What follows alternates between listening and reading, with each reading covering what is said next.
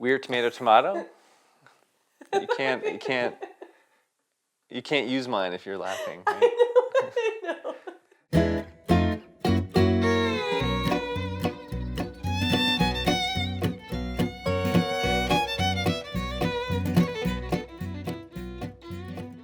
So we're Washboard infused folk band. I was gonna say we're an old-timey roots band. Washboard infused, old-timey roots duo. Okay, that's a band. Weird tomato. I'm John. This is Lisa. And we're a washboard infused old-timey roots duo.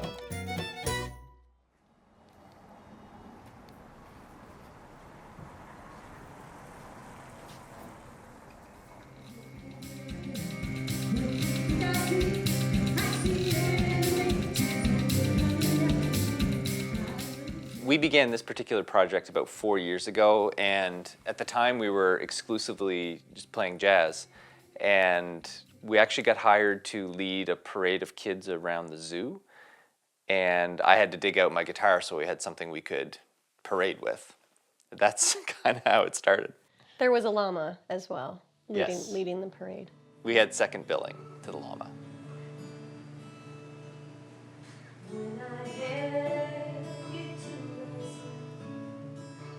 But really, I mean, we were singing folk music all around our house for years, and one day we were harmonizing together, and I just said, I think we sound pretty good. We should incorporate this into our shows. And John was like, no. No way. I panicked.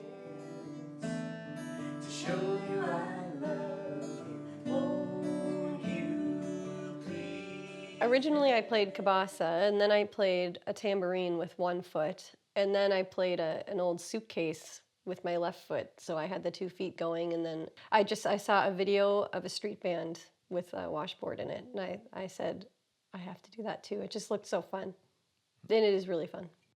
So I got her a washboard for Mother's Day that year. Which is... It's a pretty awesome present. Yeah, kind of. Depends on the context, I guess.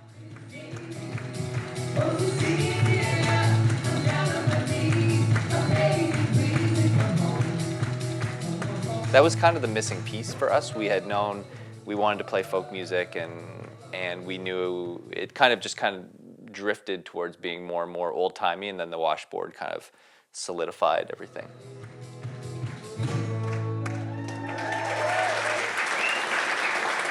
We want people to be like clapping and stomping their feet and dancing with us and shouting, going, woo!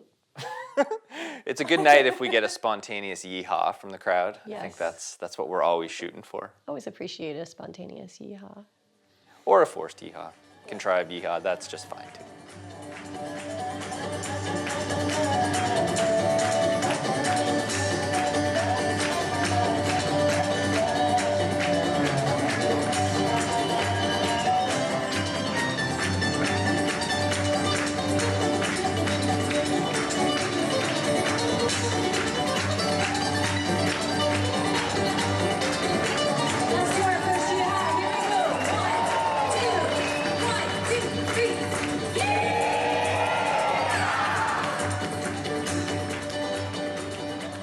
We're all about having a good time and keeping things upbeat.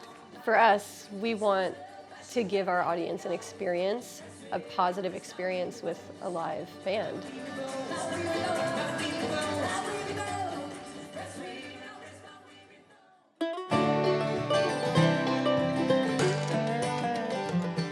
So our second album is about to drop. We are super excited. It's called I Go Where You Go. It's 10 originals and 1 cover of a traditional bluegrass song.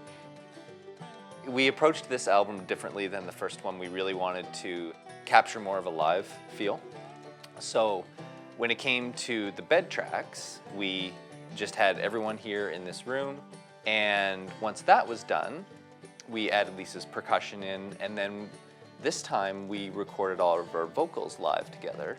The first album, I would record my vocal and then Lisa would try and match up to that, or vice versa.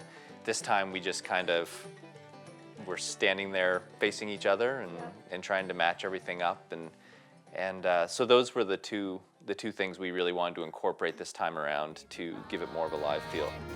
Maybe living on borrowed time, that don't matter a bit. Maybe a bounty on my head, oh no, I ain't dead yet. So we will be releasing our second album, I Go Where You Go. That's coming out this spring. And then we'll be working on, just kind of promoting that record. We'll be traveling to Western Canada, down to the States for a bit. If all goes well, we'll be heading over to the UK for a few weeks next year. And other than that, we'll just be kind of promoting the album and working hard. And surprisingly, it won't be that long before we start thinking about the next album.